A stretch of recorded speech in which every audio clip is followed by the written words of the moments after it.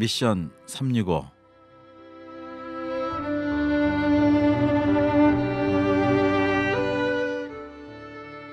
하나님께서 모세와 아론을 출애굽의 지도자로 세우실 때 그 출애굽기 7장에 나오는 말씀을 보면 모세의 나이가 80이었고 아론의 나이가 83세였다고 합니다. 그래서 이런 그 성경에 나오는 하나님의 사람들, 특히 하나님이 쓰시는 지도자들이 나이가 많이 들었을 때 하나님이 쓰셨던 것들을 저희가 기록을 통해서 볼 수가 있습니다. 지금 우리 한국 선교계에는 171나라 2만 7천여 명의 선교사님들이 나가 계시는데요. 지금 본격적으로 선교가 시작된 것, 우리 한국 선교사님들이 파송받기 시작한 때가 우리 1970년을 기점으로 본격적으로 시작이 됐고, 그 다음에 80년, 이제 90년에 가서 많은 분들이 파송이 되었습니다. 그리고 70년대 나가셨던 분들은 정말 뭐 100여 분도 안 될 정도로 그 당시에는 70년대에는 그렇게 나가셨는데, 오늘은 저희가 황금기 선교에 대하여 우리가 주제를 가지고 좀 토론을 하는 시간을 갖도록 하겠습니다. 그래서 이 시간에는 지금 우리 한국 선교의 현장에 계시는 선교사님 중에 사실은 제 1호라고 얘기할 수 있습니다. 그리고 그 순서로 보면은 1955년에 파송을 받으신 최천영 선교사님을 이후로 해서 사실은 아직까지 선교지에 계시는 분으로는 우리 태국의 신홍식 선교사님, 그다음에 이순영 선교사님, 우리 사모님 계시고요. 그다음에 이제 76년에 인도네시아에 파송을 받으신 우리 이은무 선교사님이 계십니다. 그리고 이제 그 전에도 또 몇 분이 계시는데, 오늘은 특별히 우리 이 세 분을 모셔서 저희가 우리 황금기 선교에 대해서 현장에 계시고 또 아직도 선교 사역을 하시는 분들로서 우리 한국 선교의 새로운 미래를 준비하는 시간을 좀 갖도록 하겠습니다. 안녕하세요. 안녕하세요. 네, 안녕하십니까. 예, 반갑습니다. 우리 세 분의 그 선교 연도를 다 합치면 아마 120년이 넘는 것 같은데요. 예, 우리 신홍식 선교사님께서 우선 인사해 주시고, 이게 차례대로 좀 인사해 주시면 감사하겠습니다. 예, 저는 1971년에 태국으로 파송을 받아서 지금 46년째 사역을 하고 있는 신홍식 선교사입니다. 안녕하십니까? 네, 반갑습니다. 우리 이순영 선교사님 사모님, 마이크 가까이 대시고, 네. 안녕하세요. 저도 71년에 신홍식 선교사를 따라서 태국에 가서 지금까지 46년 사역을 하고 있는 이순영입니다. 네, 반갑습니다. 네, 이은무 선교사님. 네. 네, 저는 1976년에 말씀하신 대로 파송돼서 지금 41년째가 됐네요. 선교지는 2006년에 30년을 정확하게 하루도 안 빠지고 30년을 사역하고 철수 아닌 철수를 했는데, 저는 그걸 전략적 철수라 이렇게 얘기를 합니다. 그래서 지도력을 현지화시키고 지금은 미국에 있는 조지아의 아틀란타의 조지아 크리스천 유니버시티에서 PhD 프로그램 디렉터로 있습니다. 네, 감사합니다. 뭐 표현을 하시기를 철수, 전략적 철수라고 그러셨는데 철수가 아니시고 사실은 제 3회 4회 그 선교 사역기를 지금 맞이하셔서 선교와 여전히 깊은 관계로 선교 사역을 지금 진행하시는데요. 자, 오늘 주제는 우리 이렇게 세 분을 모시기도 쉽지가 않았는데 또 이렇게 모이셨으니까 제가 이제 우리 한국 교회에 앞으로 한 5년 정도만 지금 미리 본다면 선교사님들이 상당히 많이 연세가 65세라든지 70세 이렇게 교단이나 선교에서 정해진 그 은퇴하시는 나이들이 되시는 분들이 상당히 많이 계실 것 같아요. 예, 그래서 오늘은 우리 선교사님들 중에 은퇴하신 이후에 어떻게 그러면 선교를 계속 해나가실 수 있는지에 대해서 또 그 의미와 가치에 대해서 한번 현장 선교사님들로서 어떻게 생각하시는지 좀 여쭤보려고 합니다. 그래서 처음 질문이 좀 단순한 질문인데요. 그 은퇴 후에 선교사님들 과연 유용한가, 계속 하실 만한가라는 아주 단순한 질문을 좀 한번 드려보겠습니다. 어떻게들 생각하시는지 좀 한 분씩 말씀을 해주시죠. 예, 저는 2002년도에 규정 따라서 은퇴 성료했고요. 그래서 그 당시 GMS의 원로 선교사로 추대를 받고 지금 15년간 계속 현지에서 사역하고 있습니다. 은퇴 후에 사역을 되돌아보니 하나님께서 은퇴하기 전에 사역한 것보다 선교적인 측면에서 더 많은 일을 하지 않았나 이렇게 생각이 됩니다. 그런 저의 경험을 비추어 볼 때에 은퇴를 했지만은 사역은 얼마든지 계속 할 수 있다라고 말씀을 드릴 수 있습니다. 모세를 보아도 그렇고, 우리 바울 사도를 보아도 그렇고 은퇴라는 말이 성경에 나오지를 않습니다. 그분들은 하나님이 부르실 때까지 현장에서 사역하다가 한 분은 느보산에서 세상을 떠났고요. 또 한 분은 순교를 했습니다. 그때까지 그들은 계속 사역을 했는데 사역을 하고 안 하고가 문제가 아니라 우리 그리스도인은 근본적으로 예수를 믿는 그 시간부터 죽을 때까지 계속 전도할 사명이 있다고 생각합니다.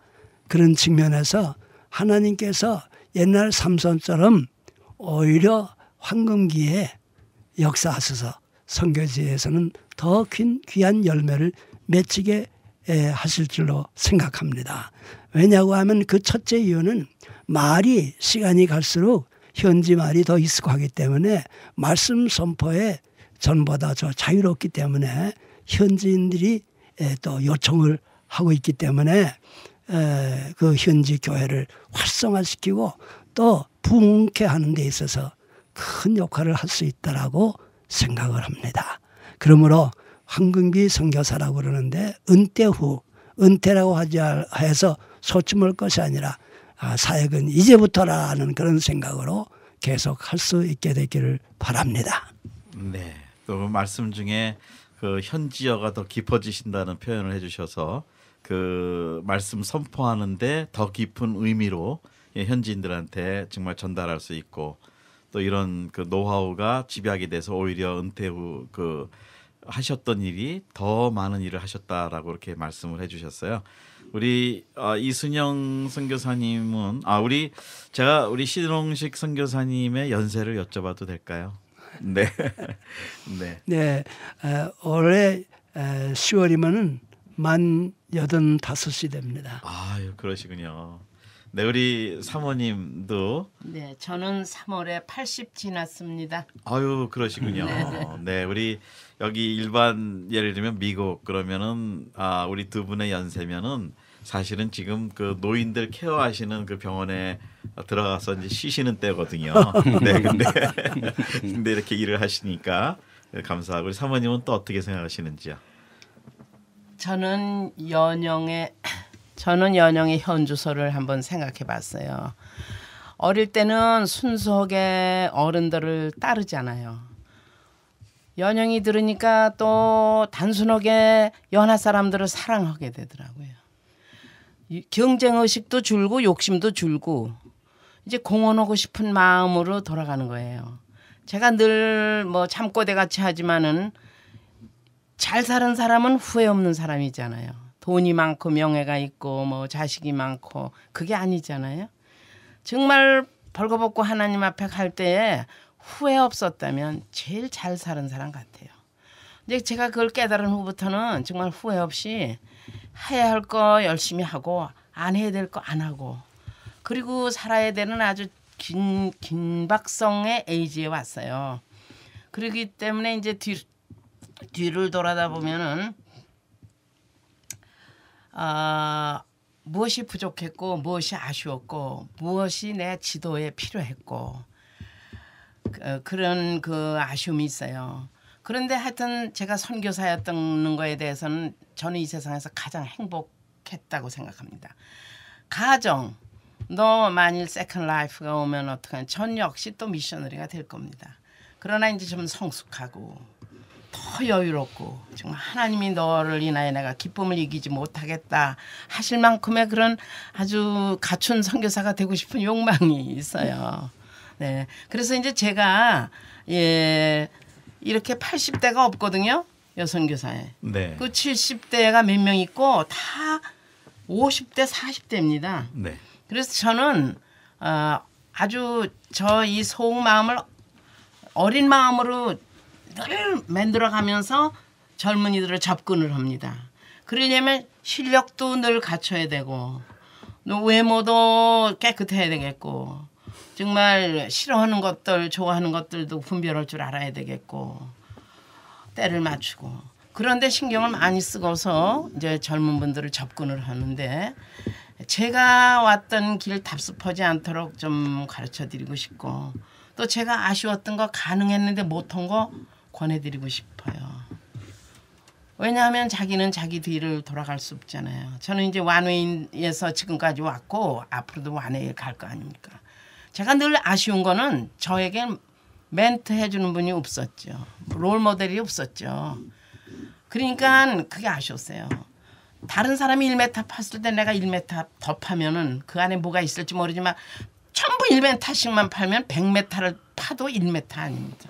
그래서 저는 제가 온 삶을 뭐 성공, 실패, 슬픔, 괴로움, 뭐 자랑, 부끄러움 다 망라해서 후배 선교사님들에게 유익이 된다면 그거를 저 말씀드리고 싶어요. 아까 목사님 어떤 분 말씀이 이 지도를 받는 분에게 지도를 해야지 또 지도를 받을 수 있는 분이면 얼마나 좋고 또 그렇게 할 수 있으면 그런 사회가 얼마나 좋냐 그런 말씀하셨던 것과 똑같아요.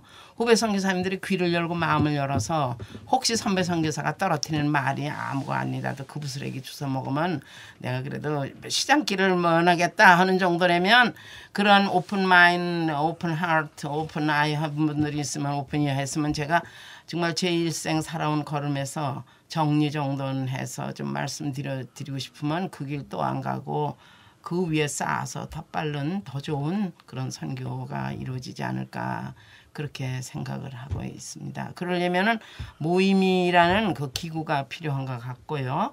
아무리 혼자 있어도 부뚜막에 소금도 집어넣어야 짜다고 이런 말 100사람이 100군데서 해도 아무 소용없죠. 그러나 이제 모여서 정말 뭐 대담도 하고 시간을 가진다면 그런 데서 아주 정제된 좋은 이론 무슨 교훈 그런 유산들이 나올 거라고 생각해서 단계가 필요한 것 같습니다. 이런 거 생각하는 분들이 있고 모둠의 단계가 필요해 있어서 좋을 것 같습니다. 네, 우리 여성 선교사님으로는 연세로 떠오르고 물론 선교지 경력도 그러시고 사실은 지금 현존 1호신데 또 뭐 언니이시기도 하고 어머니이시기도 하고 이런 입장에서 아주 귀한 말씀을 주신 것 감사하고요. 계속해서 제2의 인생이 있으셔도 선교사로 사시겠다는 또 그 말씀도 감동입니다. 우리 이은무 선교사님은 뭐 다른 데 가시면 다 고참이신데 오늘은 두 분 앞에서는 또 어떻게 고참이 아니시고 네 이제 76년에 나가셨는데 인도네시아 칼리만탄 정글에 가셔서 정말 수고 많이 하시고 고생하셨는데 이제 선교사님도 어느덧 은퇴 연령이 이제 되셨는데 좀 지나셨는지요? 하여튼 그러셨는데 여전히 정말 그 선교계에서 후학을 지도하시고 교육하시고 또 이런 귀한 자리에서 늘 좋은 말씀해 주시는데 어떻게 이 은퇴 선교사에 대해서 생각하시는지요? 예, 우리 신홍식 목사님 네 분을 뵈면은 주눅이 드는데 한 번 선배는 영원한 선배다 하는 것을 제가 깨닫게 됩니다. 옛날에 제가 케하면서 훈련을 받을 때 우리 아주 신홍식 목사님 늘 뵈면서 제가 늘 본받아야 될 모델이다 이렇게 생각을 하면서 제가 지내왔습니다. 그래서 같이 또 이렇게 이 황금 그 세대에 같이 조인하게 돼서 반갑기도 하고 또 건방지기도 하고 또 이렇습니다. 네. 근데 제가 이제 우리가 이제 이런 은퇴 이후에 우리가 어떻게 삶을 꾸려야 될 것이냐, 그 피니싱 웰이라는 말이 있습니다만은 이것이 대단히 중요한 각자마다 심각하게 생각해야 될 중요한 사안이라고 생각을 하는데요. 일단 우리가 선교라 그러면은 이 자원의 개발을 해야 되고 또 자원 개발뿐 아니라 자원을 어떻게 활용하느냐 하는 것이 상당히 중요한 과제라고 생각합니다. 개발해놓고 제대로 쓰지 않으면 그는 필요가 없는 것이죠. 그래서 시니어 그러면 또 은퇴 그러면 일단 시간이 지나면 우리가 중요하게 생각하는 것이 경험이죠. 경험도 엄청난 중요한 그런 자원이다. 재정뿐만 아니라 인적 자원도 있지만 경험적 자원도 대단히 중요한데 이것을 우리가 얼마큼 인식하느냐 하는 것이 우리 한국교회가 또 선교가 생각해야 될 중요한 사안이라고 생각을 하고 있거든요. 자, 그래서 이런 시니어들의 또는 이 은퇴 이후에 수많은 경험들을 어떻게 활용할 수 있느냐 하는 것은 우리가 어떤 조직적이고 또 계획적이고 또 이런 전략적인 그런 차원에서 다시 한번 생각을 해야 될 때가 된 것은 우리 한국교회가 이제 역사가 지나면서 많은 시니어들이 생겼고 은퇴하는 분들이 생겼기 때문입니다. 우리가 100세 세대라고 이렇게 얘기를 하고 있기 때문에 저도 보면 만년 청년인 것 같아요. 아직도 뭐 그냥 펄펄 뛰고 싶은 그런 충동이 많이 있는 걸 보면 100세 세대 맞는 것 같아요. 그런데 그 남은 시간을 그냥 소비해 버릴 것이냐 아니면 활용할 것이냐 이런 문제를 우리가 다뤄야 되는데 특별히 한국교회 선교사 숫자가 늘어나지 않는다고 생각할 때는 더 중요한 그 시기라고 생각합니다. 그래서 자원 활용에 대해서 우리가 많이 생각한다고 생각할 때 은퇴 자원은 대단히 중요한 자원이다. 특별히 경험적인 그런 차원에서 말씀을 드리고 싶습니다. 우리 신 목사님도 말씀하셨지만 사실 성경에 은퇴란 말은 없죠. 그래서 우리가 리타이어가 아니고 뭐 체인지 타이어라고 하는 말까지 있습니다만은 그런 말 빼놓고라도 우리가 가지고 있는 많은 경험들을 어떻게 쉐어링 하느냐 하는 것이 우리의 책임인데 중요한 것은 뭐냐면 문제가 되는 것은 뭐냐면 세대 간의 갈등이 있다든지 차이가 있다든지 이런 갭이 있어서 결국은 그 좋은 경험을 다른 사람들에게 나눌 수 있는 기회 또 나누려고 해도 받으려고 하지 않는 그러한 것이 큰 문제인가 아닌가 하는 생각을 해보게 되거든요. 그래서 문제는 오히려 그 은퇴한 사람들의 문제가 아닌가 하는 생각을 해봅니다. 왜냐하면 우리 젊은 사람들과 대화할 수 있는 그러한 자세가 필요한데 우리 사모님 말씀하신 대로 우리 이순영 선교사님 말씀하신 대로 우리가 더 젊어져야 된다. 네. 그런 모든 면에서 또 여러 가지 그 테크놀로지라든지 지식이라든지 또 지금 되고 있는 동향이라든지 이런 것들에 대해서 우리가 많이 인식을 해서 젊은이들이 같이 대화의 대상자로 삼아줄 수 있는 그런 채널링이 만들어져야 우리가 가지고 있는 경험을 같이 나눌 수 있지 않을까 하는 생각을 하면서 젊은이들의 문제라기보다는 우리가 문제가 있다 생각하라고 다시 한번 우리 자신의 그 커뮤니케이션의 업그레이드가 필요하다 이런 생각을 해보게 됩니다. 그래서 지금부터 스타디를 해야 되지 않을까 우리가 연구를 해야 되지 않을까 하는 생각을 해보게 됩니다. 네. 뭐 사회적으로는 뭐 시니어리티라든지 시니어에 대한 그 사회 보장 제도라든지 이런 것들을 일반 사회학적으로는 많이 규명을 하고 있는데 우리 선교계는 아직 그 시니어 미셔너리에 대한 규정이나 그런 것들이 좀 다른 것 같고요. 제가 지금 우리 이은무 선교사님께서 이제 해주신 말씀을 가지고 좀 더 토의를 들어가고 싶은데 그 인식론을 좀 말씀하신 것 같아요. 우리 은퇴하시는 연령에 해당되신 분들이 스스로를 어떻게 인식하시느냐에 따라서 그것이 이제 지속될 수 있느냐. 그런데 일반적인 경계로는 교단에서는 연령 제한이 있어서 몇 세면은 은퇴한다라고 하고 또 사역도 현지 지도력에서 또 다음 지도자한테 이양을 해야 된다. 우리 선교사끼리 그런 말씀도 하는 것 같고요. 그래서 선교사님들 자신이 지금 은퇴 연령이 가까우시면 벌써 인식부터 나는 이것이 끝이구나, 이것으로 이제 더 이상 내 사역은 진행이 안 되는구나라고 인식, 어떤 벽에 가둬두시는 게 아닌가, 그 인식론을 오늘 좀 말씀을 해주시면, 그러니까 세 분께서 보실 때 현장에 계신 연세가 드신 은퇴, 진짜 법적인 연령으로 은퇴가 가까우신 분들의 인식, 그 인식부터 전환이 되고 그 패러다임이 바뀌어야 되지 않는가, 그런 이슈가 있는데 그 이슈에 대해서는 어떻게들 보시는지요? 예, 제 생각에는 이렇게 생각합니다. 요즘에 보니까 세계 선교사 회에서도 선배 선교사를 또 원로 선교사들을 인식을 하게 되는 것 같아요.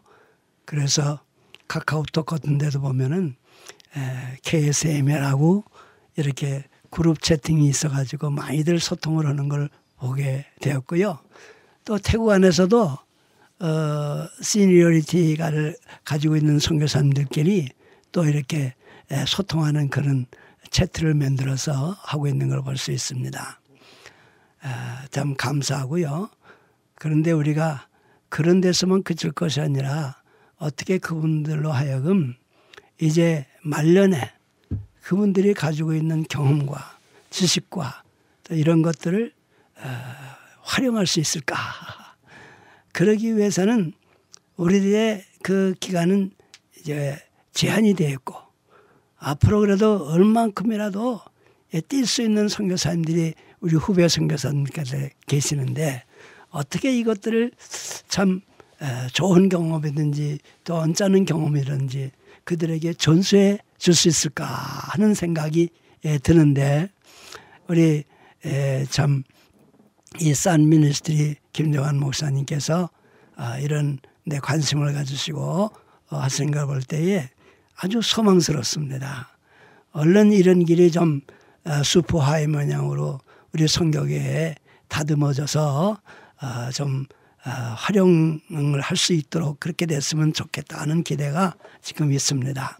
저는 선교를 볼 때에 참 선교는 어떤 개인에게나 개인 단체에 준 것이 아니다라고 성경적으로 믿습니다. 왜냐하면 주님께서 부활하신 이후에 40일 동안 계시면서 주님이 하신 미니스트리를 보게 되면은 이것밖에 없더라고요. 사도들을 불러서 나타나셔가지고 권능을 보여주시고 살았다고 하는 것을 보여주시면서 부탁하는 것이 우리가 말하는 그 그레이트 커미션이라고 할 수 있지 않습니까? 근데 그 참 주님의 기록을 기록해 놓는 복음에도 마지막 장마다 이것을 강조하시고, 또 사도가 새롭게 그 버튼을 받아서 역사하는 첫 장에도 이 그레이트 커미션이 있는 걸 볼 때에 이것은 사도들에게만 준 것이 아니고, 사도들은 정말로 교회의 기둥과 터기 때문에 그 사명을 사도들로부터 받았는데, 그건 예수님께서 사도님을 통해서 그 기록을 통해서 저희들에게 주신 것이라고 생각하는데, 그 바톤은 교회가 받는 것이다. 그래서 교회에 선교의 어포스톨릭 석세션이 있다 생각할 때에 오늘 한국의 선교를 다시 한번 인라이트먼트해서 부흥시키는데 일조를 가한 방법이 있다면, 우리 원로 선교사들이 전부 그 경험과 이런 것들을 동원해서 우리 한국 교회를 미셔나이제이션 해가지고 모든 교회들이 미셔널 처치가 되는 그런 데 좀 기여할 수 있겠다 생각을 합니다. 네. 또 한 가지는 우리 후배 선교사님들에게 그동안의 경험, 실패한 거는 실패한 대로, 성공했으면 성공한 대로, 우리가 성공하고 우리가 실패한 것이 아니고 하나님이 인도해 주셔서 저희들에게 실패했거나 성공했거나 큰 교훈을 주셨는데, 이 교훈들을 우리 후배 선교사님들에게 지금 한창 뛰고 앞을 향해서 뛰는 선교사님들에게 나눠드려서 좀 함께 참 귀한 축복을 받았으면 좋겠다, 이렇게 생각이 됩니다. 그러기 위해서는 참 이 각 지역에 있는 그 황금기에 있는 선교사님들을 어떻게 동원해서 우리 후배 선교사님들을 참 헌신도를 높이고 사역의 질을 높일 수 있을까 하는 것이 저의 큰 소망이기도 합니다. 삼손이 죽을 때에 역사한 일이 평생에 역사한 것보다도 많았던 것처럼 우리도 앞으로 이런 길이 열리면은 얼마든지 이 세상 떠나고 주님 앞에 갈 때까지 사역을 계속하며 효과 있게 할 수 있으리라 그렇게 생각을 합니다. 네, 네, 감사합니다. 우리 선교사님들이 특히 원로 선교사님들이 그 황금기에 맞게 그분들만 하실 수 있는 그 경험과 지혜와 이런 걸 가지고 오히려 모빌라이제이션, 그러니까 우리 한국 교회를 우리 선교사님 말씀으로는 미셔나이제이션, 선교화 시킨다고 말씀하셨는데 이제는 그 일에 오히려 더 가치 있게 하실 수 있는 인식 전환이 이제 필요하다 말씀을 하신 것 같고요. 우리 이순영 선교사님 이제 사모님께서는 여성으로서 일반인들이 지금까지도 많이 그런 좀 편견이 있는데요. 선교사님들 파송 받을 땐 남편 목사님들 이름으로 파송을 받으셔서 여성 선교사님들은 소위 뭐 세컨더리 미셔너리 아니면 뭐 좀 이렇게 이름 없는 선교사 이 정도로만 취급을 받았잖아요.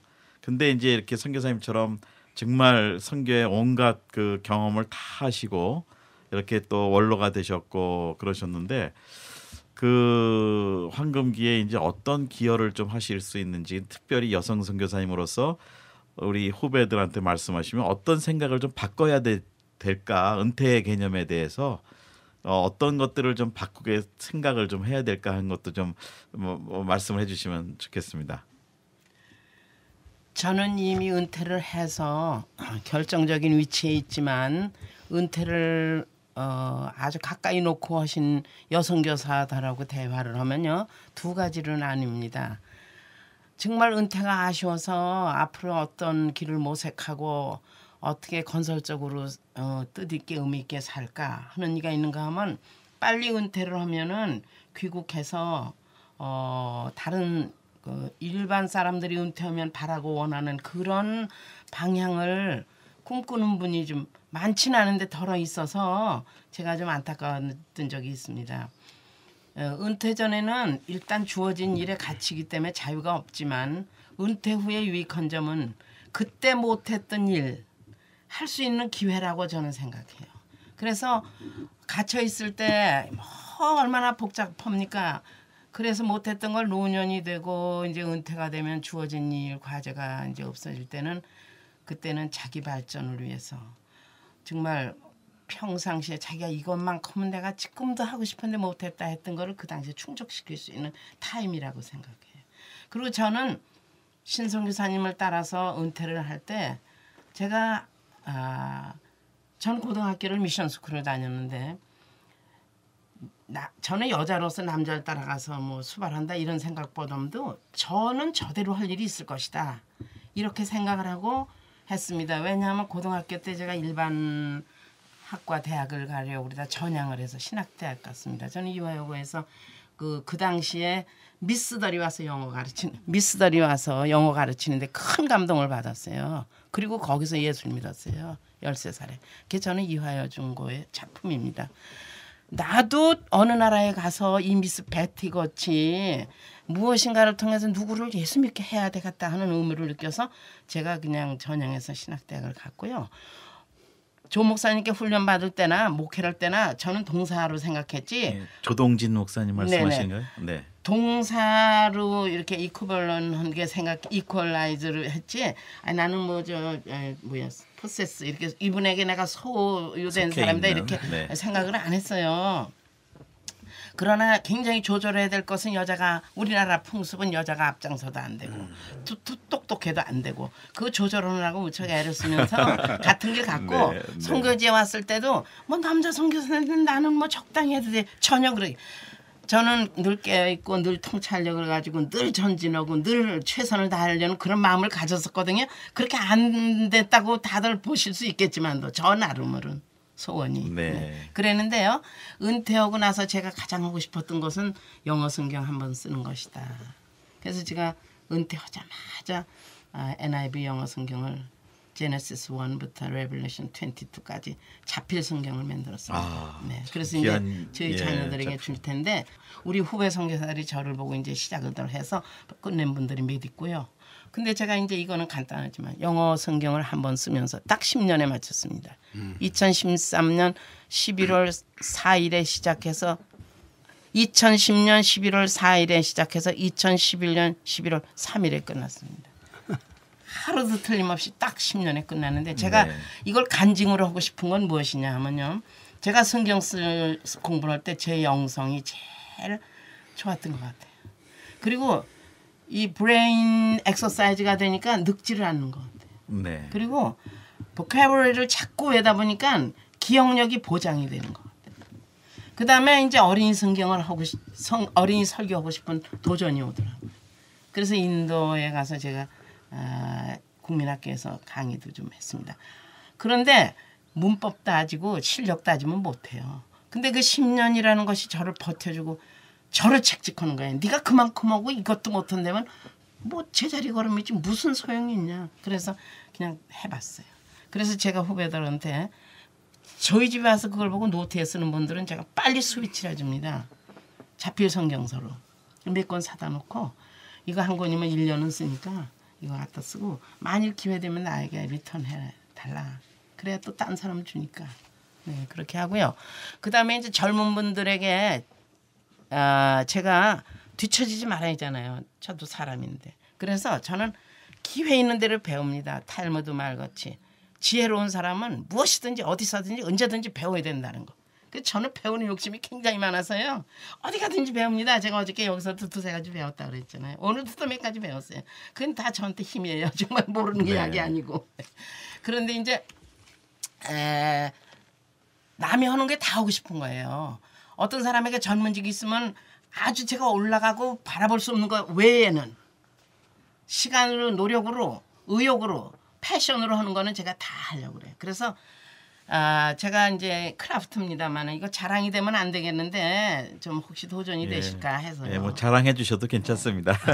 저는 네. 태국의 그 비누 카빙을 잘하는 여인이 필리핀 이멜다 궁에 가서 그 한 달 동안 요리 카빙을 하고 온 사람이 있어요. 네. 수박, 채소 그런 걸 카빙을 해준 사람한테 카빙을 배웠습니다. 네. 근데 이제 그분이 저를 너무 좋아해서 저는 김, 라면 이런 걸 갖다 주면 무료로 가르쳐 줬어요.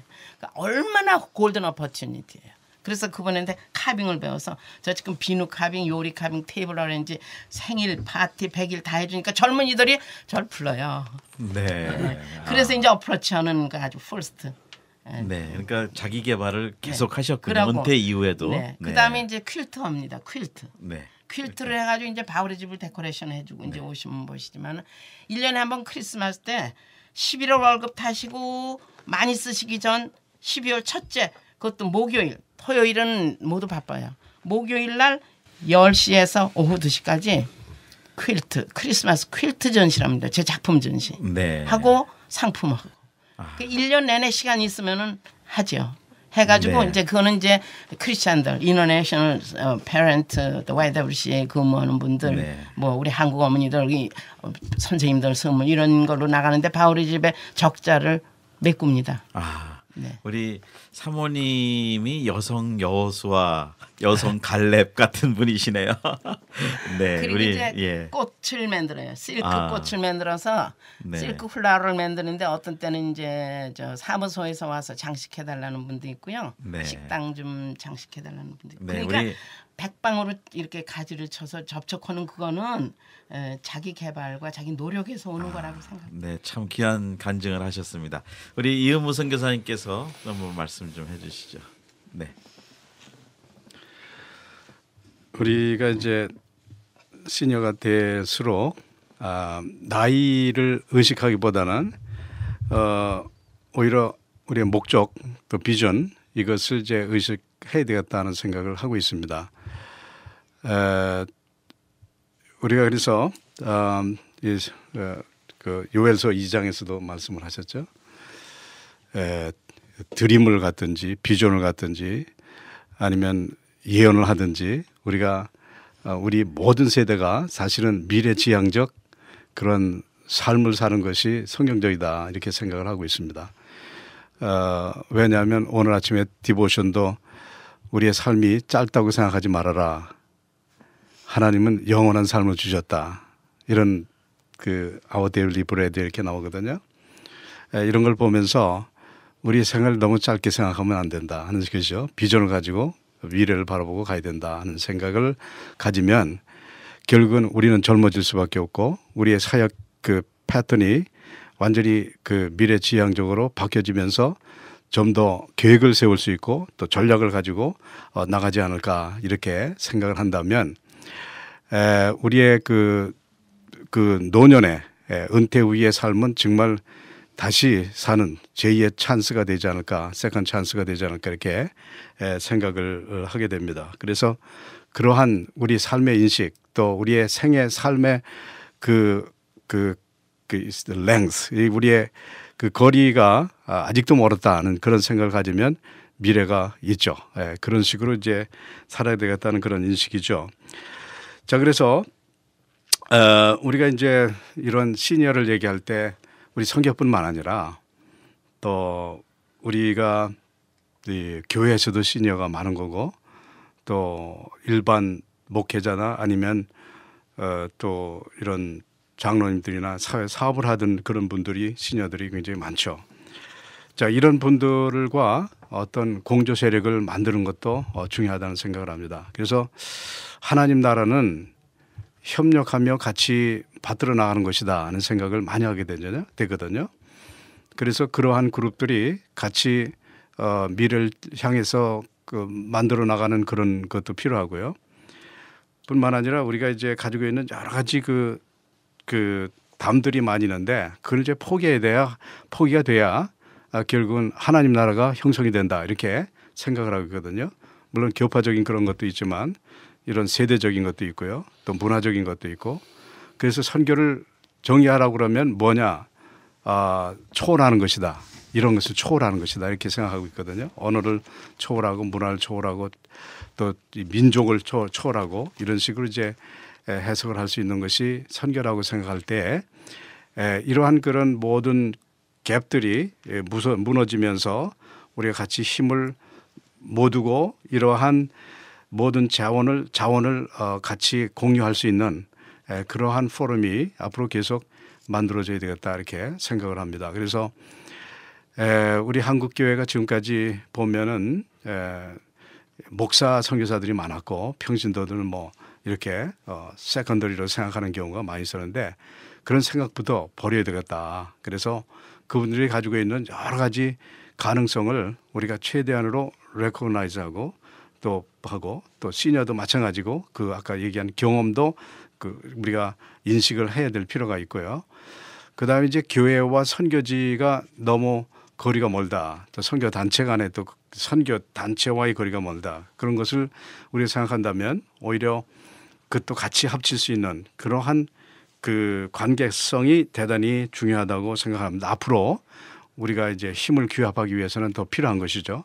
더구나 선교 세력이 점점 약화된다 이렇게 얘기하고 있거든요. 그 얘기는 뭐냐면 교회도 선교가 약해진 것 같고 또 우리 선교사들도 숫자가 더 이상 늘어나지 않고 있고 또 이런 상황 속에서는 그 해결점이라는 것은 다른 것이 없어요. 우리가 힘을 규합하는 방법뿐이 없다. 또 우리 자신을 업그레이드하는 방법뿐이 없다. 그래서 저는 생각하기를 이 선교사의 역할론을 다시 한번 우리가 생각해야 되겠다. 성경이 얘기하는 선교사 역할론은 무엇인가 하는 것이죠. 그래서 뭐니 해도 가장 정말 모델 되신 분은 우리 예수님이시고 선교사로서 하늘나라를 버리시고 세상에 오신 모습 그 자체와 그리고 사역 이런 또 그 다음에 볼 수 있는 것이 이제 사도 바울이거든요. 근데 예수님은 뭐 인류의 구주시지만 바울이 우리에게 보여준 선교의 그 역할이라고 하는 것은 대단하거든요. 그러니까 사람들을 훈련시키고 자기가 사역해 놓은 걸 다 맡기고 다른 데로 옮기고 계속해서 이 땅끝까지라고 하는 그런 목표를 두고 사람들을 훈련시켜서 가는 그런 모습이거든요. 그래서 우리 선교사가 숫자가 프리즈 됐다. 더 이상 늘어나지 않는다고 하는 것에 걱정할 필요가 없이 우리는 철저하게 한 사람이 일당백이 돼야 된다 하는 생각을 한다든지 아니면 현지 사람들이 훈련돼서 우리의 동역자로 옛날에는 우리가 좀 높고 그들은 낮은 것처럼 생각하는 경우도 있었던 시대도 있었지만 이제는 각 나라에서 이제 선교 세력들이 많이 일어나고 있거든요. 그분들을 우리의 경험을 가지고 돕고 그들이 우리와 같은 수준에서 같이 동역자로서 이제 나갈 때 더 이상 우리는 파이니어 경험을 가지고 있지만 그 파이니어가 되지 않는 상황 속에서는 그들이 이제는 동역자로서 우리는 그들의 부모도 아니고 이제는 동역자로서 같이 일하는 세계 복음화의 여건이 되도록 하는 것이 선교사의 역할이 아닌가 이런 생각을 할 때 우리 시니어들이 해야 될 일도 많고 또 우리 한국 선교의 여러 가지 취약점들이 보완되기 위해서는 이와 같이 선교사의 역할론에 대해서 다시 한번 정비할 필요가 있다. 정리할 필요가 있다. 성경적으로 우리가 그를 찾아야 되지 않을까 이렇게 생각을 합니다. 그래서 우리는 이제 선교의 세력들이 협력 선교의 장을 복음화를 위해서 만들어야 된다. 그것은 나이와 관계없이 또 어떤 그 민족과 관계없이 또 교회와 선교단체와 관계없이 같이 힘을 규합하는 그러한 시대로 우리는 다시 한번 도래돼야 되지 않을까 이렇게 생각을 하면서 이런 패러다임 시프트가 이제 될 때가 됐다 하는 생각이 듭니다. 예. 네, 감사합니다. 지금 우리 선교계에서는 제가 알기로는 모 교단에서는 은퇴 연령이 70세로 된 데가 있죠. 예, 일반적으로 뭐 목회 교계에서도 70세로 대충 되는 것인데 사실은 요즘 연세가 70이시면 아직도 현장에서 활발하게 지금 사역을 하시고 건강하시고 오히려 지도력이나 영향력은 지금 확대가 되고 있으신 분들이 참 많으신데 이제 제가 질문을 드리고 싶은 것은 그러면은 교단법이나 그 선교회의 기준으로 인해서 공식적인 오피셜한 그 리타이어먼을 하셨을 때 그 자리까지 놔두고 모든 하는 것을 놔두고 본국으로 철수라든지 아니면 본인이 거기 남으시든지 하실 텐데 하셔야 되는데 자 이제 제가 드리는 가정의 질문은 이제 남으셨을 때 어떤 더 좋은 장점이라든지 또 선교사로서 정말 어떤 마지막 기여를 잘하실 수 있는지 그런 기회가 있으실 수도 있는데요. 그 남아 있을 때 어떤 장단점 같은 것들이 현실적으로 있을 것 같아요. 예를 들면 단점만 하나 말씀을 드리면 그 후배 선교사님들이 어떤 위치로 올라가야 되고 역할을 해야 되는데 먼저 계신 선임들 때문에 뭐 역할을 못 한다. 그래서 할 수 없이 정말 밀려가는 현상으로 인해서 고참 선교사님들이 충분히 일을 하실 수 있고 역량도 있고 오히려 더 꽃을 피실 수 있는데 그냥 접어야 되는 케이스도 있을 것 같고 그런데 끝까지 남으셔서 하시는 사역에 대한 장단점이 있다면 어떤 것들이 좀 있을까요? 네. 네. 좀 더 이제 구체적으로 말씀을 드리자면은 거기에서 남는 것도 중요하지만 그동안 해왔던 일들을 어떻게 효과 있게 계속해 나갈 수 있는가 이 문제가 그거 좀 심각한 줄 아는데요. 방법은 두 가지입니다. 하나는 현지인을 참 훈련시켜서 그에게 모든 사역을 전수해서 그들 나름대로의 그들 방식으로 하나님의 주신 고를 이루어 나가는 그런 방법이 하나 이게 있습니다. 그런데 그러기 위해서는 참 그 일이 이렇게 쉽지 않습니다. 한 가지 필요한 거는 현지인 사역자들을 너 하나님의 종이라고 하는 것을 믿어야 될 줄로 생각합니다. 그래서 하나님께서 나는 떠나지만은 하나님께서 계속 그 성품에 그 사역에 그 방향에 함께 계셔서 역사할 것이라고 하는 것을 믿을 때에 우리는 참 마음 놓고 전수할 수가 있으리라고 생각을 합니다. 여호수아도 참 모세가 떠날 때 그냥 여호수아가 갑자기 나타난 것이 아니고 보면은 여호수아를 우리 모세가 많이 훈련시켜서 전쟁터도 내보내기도 하고 뭐 그랬던 것을 볼 수가 있는데 그러면서 다 전수가 됐다고 할 때 분부하고 떠난 걸 볼 수 있거든요. 그러니까 어떻게 우리 후배들에게 또 현지 사역자들에게 우리의 노하우를 전수하고 그래서 거기에 이루어진 사역이 유지가 될 뿐만 아니라 더 발전시켜 나갈 수 있을 것인가 하는 데 대해서 우리가 참 지혜를 모아야 되겠다 하는 생각이 하나이고요. 또 하나는 우리 전수에 나가는데 그거에서 선교 세력이 계속 유지되는 것도 필요합니다. 근데 그러기 위해서는 물론 외부에서 훈련받은 분들이 와서 함께 동역하는 것도 좋은데요. 그것과 함께 우리가 참 올 황금기 선교사로서 꼭 이루어야 할 건 뭐냐면 우리들 자녀들은 현지어에 능하고 영어도 능하고 하니까 사실 외부적으로 갖춰야 할 소리들이 다 이미 갖추어졌거든요. 우리들은 처음에 와서 현지어 배우느라고 시간을 보내고 다 그러는데 이런 것들을 그냥 필요 없는 시간을 낭비할 필요 없이 곧장 할 수가 있는데 다만 한 가지는 이 세계 선교에 대한 그 질이라든가 의미라든가 주요성에 대해서 어떻게 저들에게 전수할 수 있느냐 하는 것이 필요한데 가능하면은 사실 자기 자식이 자기가 기리는 것보다는 서당에다 맡겨서 다른 선생님의 손에 의해서 가르쳐 주는 것 모양으로 한 지역에 그 같이 살다 보면은 이제 한 지역의 시니어들을 그곳에 서서 그런 걸 하게 하는 것보다는 이렇게 이제 교통 엑스체인지 해가지고 그래서 타 지역에 있는 선교사 자녀들을 선교 훈련 오리엔테이션인가 선교 헌신이 얼마나 중요하다는 것을 참 전수해 줄 수 있는 그래서 현지에서 미셔너리가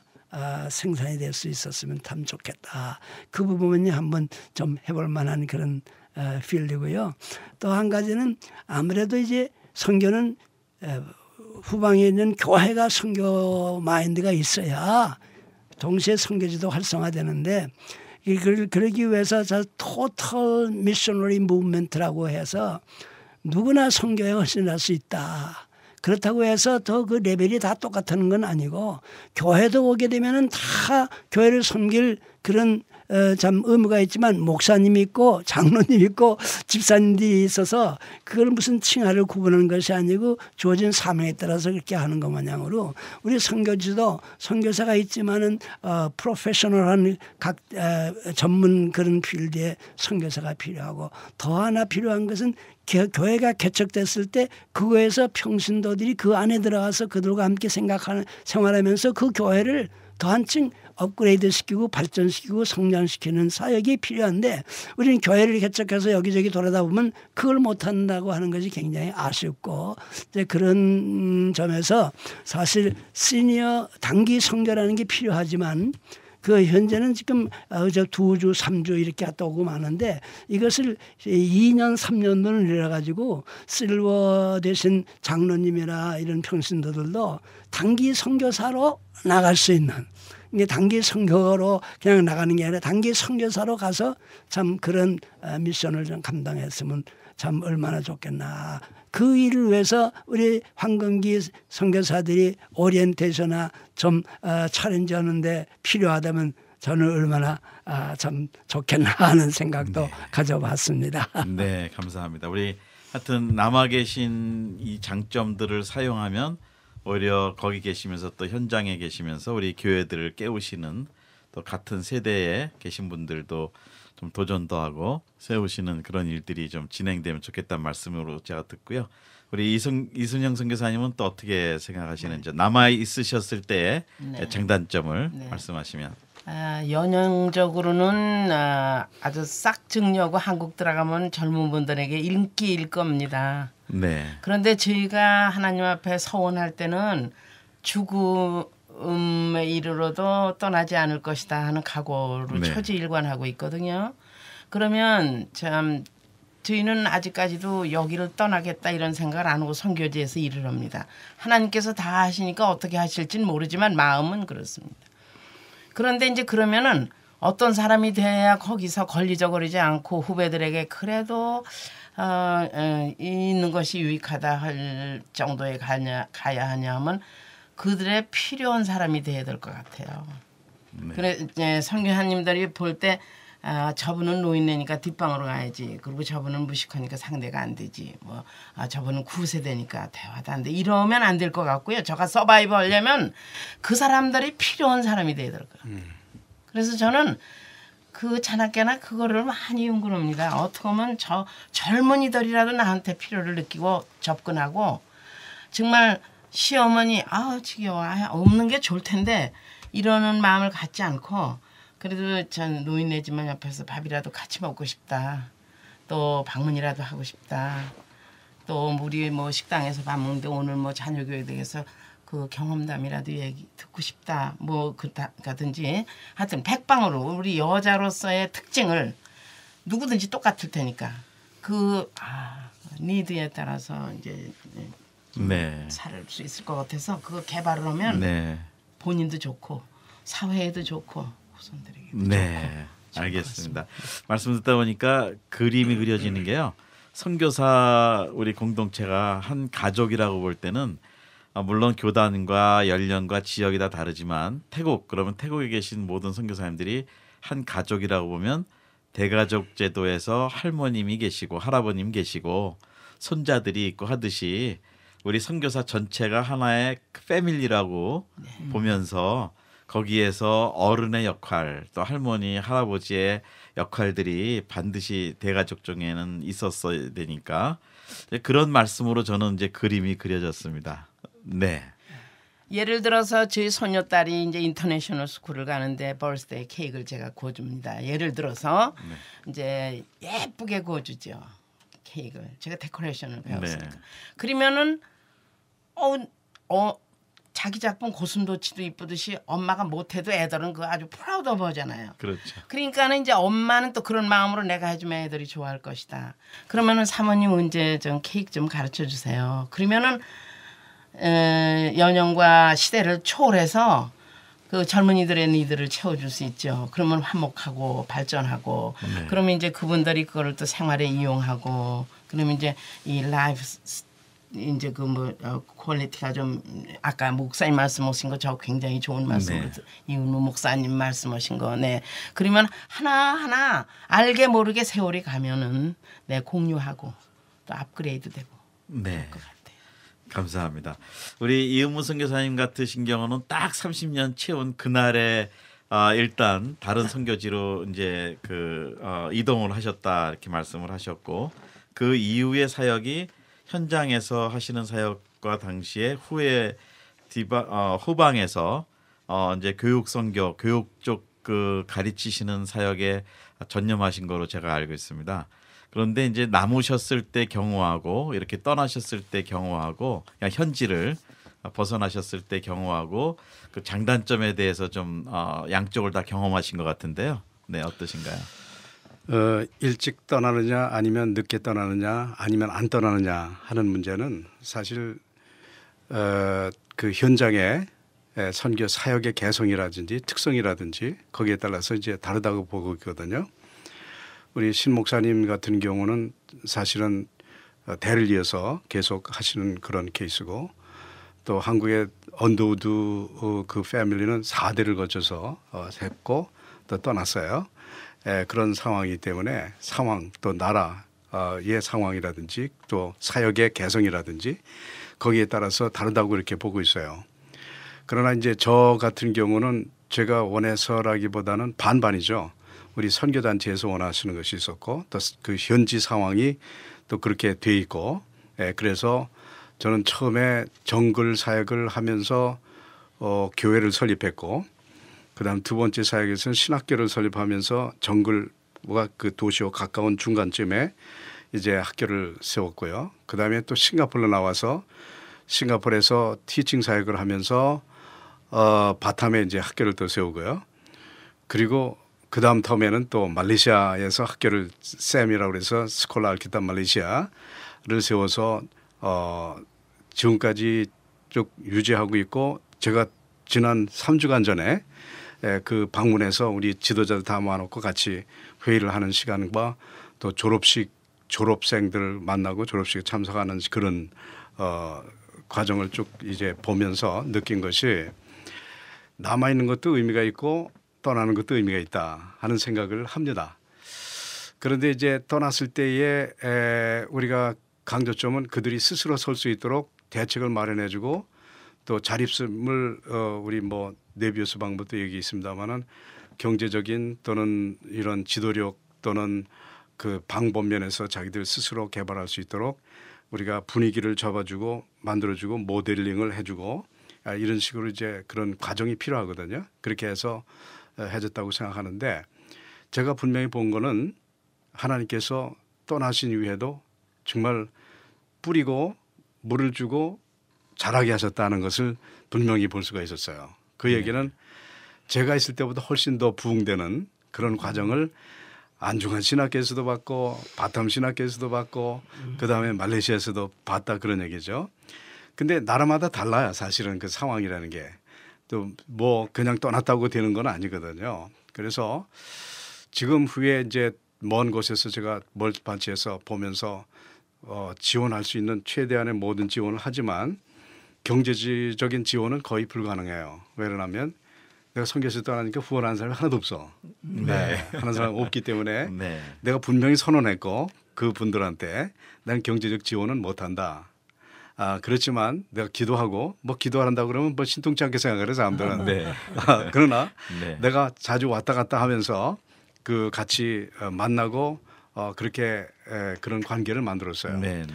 그렇게 하니까 이분들이 대단히 그 아주 좋아하는 거예요. 그래서 이번에도 회의를 끝내고 보니까 1년에 한 번씩 와달래. 이번에 상당히 오래간만에 갔었는데 그래서 약속을 했습니다. 내가 보니까 내 건강이 괜찮다, 쓸만하다. 그래서 1년에 한 번 오겠다 이런 약속도 하고 왔습니다만은 그래서 이제 그 이런 방법은 사실은 쉽지는 않아요. 어느 나라든지 현지 사람들이 경제 상황까지 자기들 책임질 수 있도록 만들어 준다는 것은 별로 쉽지는 않아요. 그러나 가능성은 있다 하는 것을 이제 보고 왔어요. 그래서 그 가능성을 위해서는 철저하게 처음서부터 솔직해야 된다 이런 생각을 하고 있어요. 그 솔직히는 뭐냐면 우리가 예를 들어서 그 말레이시아 샘 스콜라 알키타 말레이시아를 세울 때 교회들을 소개하면서 앞으로 향후 5년 동안만 지원하겠다. 그 다음에 자립이다. 이러한 솔직함. 그리고 지도자들이 정말 재력이 있고 쓸만한 사람들이 이제 모여야 되는데 그거 쉽지 않죠. 그러나 제가 첫 번째 가서 한 프로젝트를 개발하기 위해서 기도하는 것은 하나님이 귀하게 쓰는 사람을 저에게 붙여주십시오. 그게 기도예요. 첫 번째 기도인데 그 기도가 반드시 이루어지는 것을 제가 경험을 했습니다. 그러다 보니까 그분들이 정말 책임 있게 그 프로젝트를 개발해서 이번에도 가니까 4곳에 말레이시아 같은 경우는 이제 이슬람 국가니까 이 말레이어를 못 쓰게 만들었어요. 근데 초등학교 대학까지 모두 말레이어로다가 공부를 하고 있거든요. 젊은 사람들이 교회가 없는 거예요. 그래서 교육자를 개발해야 된다, 발굴해야 된다는 것이 저에게 주어진 책임인데 그래서 말레이시아 말을 쓰려고 그러면 또 정부에서 시비를 걸어요. 교회 커뮤니케이션은 복음 전파는 반드시 영어나 중국어로 하라 이렇게 얘기 나왔거든요. 네. 그런 교회들이 쫙 있고 근데 오후에는 말레이어로 예배를 드린단 말이에요. 근데 교육자가 없는 거예요. 그런데 이제는 많이 발굴이 된 거예요. 이번에도 그 졸업한 학생들이 다 같이 모여서 식사하고 그 같이 모임을 갖고 이런 것을 이제 했는데 제가 주도했다보다는 우리 닥터 테오라고 하는 산부인과 의사 그 코디네이터로서 그분이 이제 만들어 놓은 프로그램에 이제 제가 가니까 그렇게 만들었더라고요. 그래서 너무 감사하고 그래서 가능성은 있다 하는 것을 보고 되는데 그것은 역시 현지 사람들이 쓸만한 그런 지도자들이 책임성을 가지고 하겠다고는 의지가 있는 사람들이 우리와 같이 동역을 해야 된다 이렇게 생각을 하고 있고요.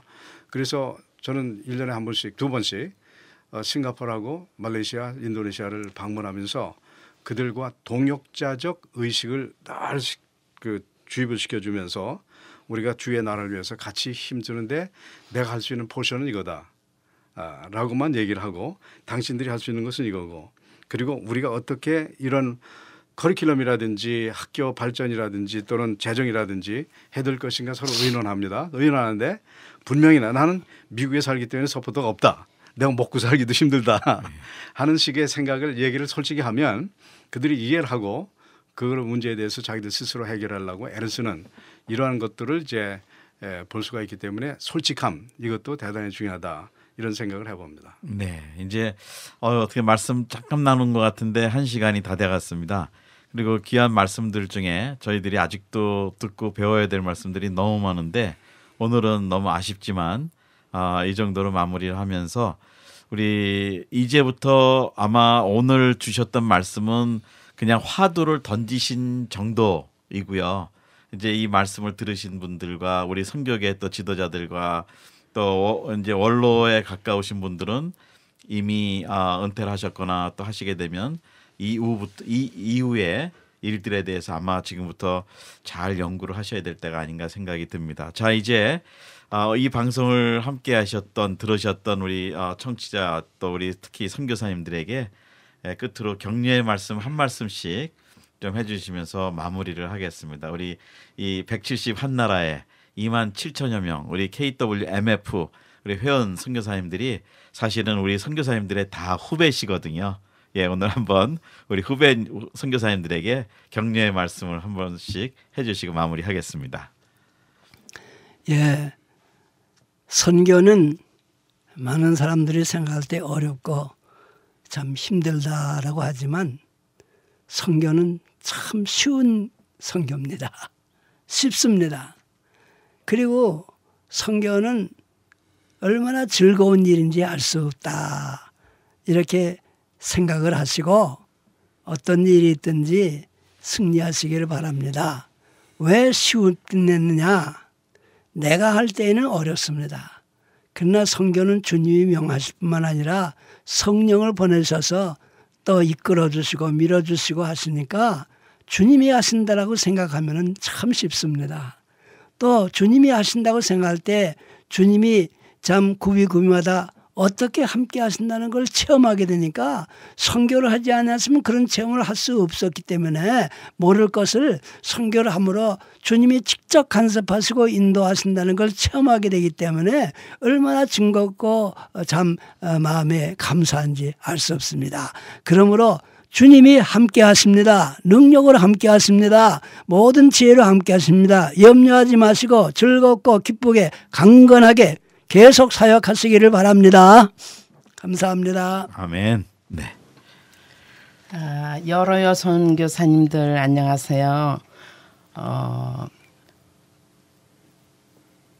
우리가 살다 보면 뭐 잊어버리는 거 많이 있죠. 그런데 늘 하는 말이고 우리가 다 느끼는 거지만 건강을 잊어버리면 모든 것을 잊어버린다고 하는 말이 있죠. 근데 그 건강을 보호할 파수자가 우리 여선교사님이신 것 같은데 남선교사님들의 건강, 자녀들의 건강, 자신의 건강 잘 케어하시고 건강하면 거기서 모든 것이 생기잖아요. 행복도 건강에서 나오고 성공도 건강에서 나오고 그러니까 하여튼 건강을 제일 유지하실 때 기초적인 것이니만큼 중심을 두시고 잘 케어하시기 바랍니다.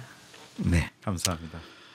예, 한국 선교에 불이 계속 붙여지느냐 꺼지느냐 하는 것은 우리 선교사님들에게 달렸다 이렇게 저는 생각합니다.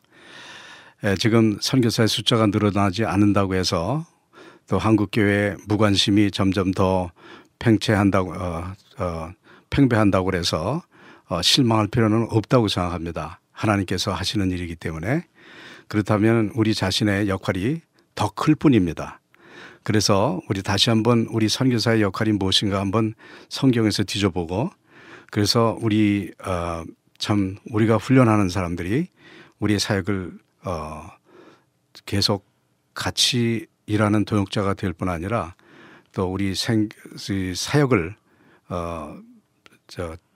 테이크오버할 수 있는 그러한 동역자들이 우리 한국 후배 선교사들이 됐든 아니면 현지 사람이 됐든 그 사람들이 같이 일할 수 있다면은 하나님께서 이 마지막 시대에 주신 이 귀한 사명이 어떠한 방법으로든지 계속해서 이루어질 것이라. 그래서 세계 복음화가 이제 될 날이 올 것이다 하는 그런 기대를 가지고 소망을 가지고 열심히 뛰도록 하십시다. 그래서 나이가 들었던 들지 않았던 또 우리 성인 사람들이 다 나이가 들면 다 시니어가 되지만 우리가 같이 힘을 합쳐서 우리가 일을 할 때 우리가 가지고 있는 모든 이런 자원들이 하나님의 손에 쓰임 받을 때 기적은 반드시 일어난다고 생각합니다. 감사합니다. 네. 저희 한국 선교가 1955년도에 이제 해방 이후에 최천영 선교사님이 나가시고 본격적으로는 오늘 나오신 우리 신홍식 선교사님 세대 이후에 70년대에 소수의 선교사님들이 개척의 문을 열고 나가셨습니다. 그리고 이제 2만 7천여 명이 됐습니다. 그런데 저희들이 볼 때는 하나님이 그동안 우리 한국 선교계에 놀라운 보화를 저희들에게 주셨는데 그것은 우리 선임 선교사님들이십니다. 우리 선교계에서 그 노하우나 경험이나 영성이나 선교 전략이나 이런 것들을 다 경험하셨던 분들이고 또 지금 현장에서도 그런 사역을 또 인도하고 계시고 그렇기 때문에 우리가 사회적 기준으로 나이가 찼으니 이젠 그만하시고 현역에서 물러나시고 돌아오셔서 편히 쉬십시오 이런 개념은 성경에서는 아닌 것 같고 그렇다면은 우리 한국 선교계에 주신 그 보화 보물들을 우리 선임 선교사님들을 어떻게 우리가 또 선교 발전을 위해서 잘 하시도록 우리가 도와드리고 그 맥이 연결되도록 하느냐 이것은 또 우리 저희 선교계의 모든 분들의 숙제일 것 같습니다. 그래서 오늘 드린 말씀은 우선 당사자들이 되시는 원로 선교사님들부터 그 황금기라고 얘기합니다. 골든 에이지, 실버 세대가 아니고 정말 황금기로서 하나님 앞에 나갈 때까지 어떻게 보람 있게 마무리를 하실지 이런 것들을 우리가 한번 깊게 생각하는 이제 시발점이 됐으면 합니다. 오늘 귀한 발걸음 해주시고 귀한 나눔을 주신 분들 우리 신홍식 선교사님, 이순영 선교사님, 이은무 선교사님 감사합니다. 감사합니다. 진행에는 김정한 선교사였습니다. 다시 뵙겠습니다.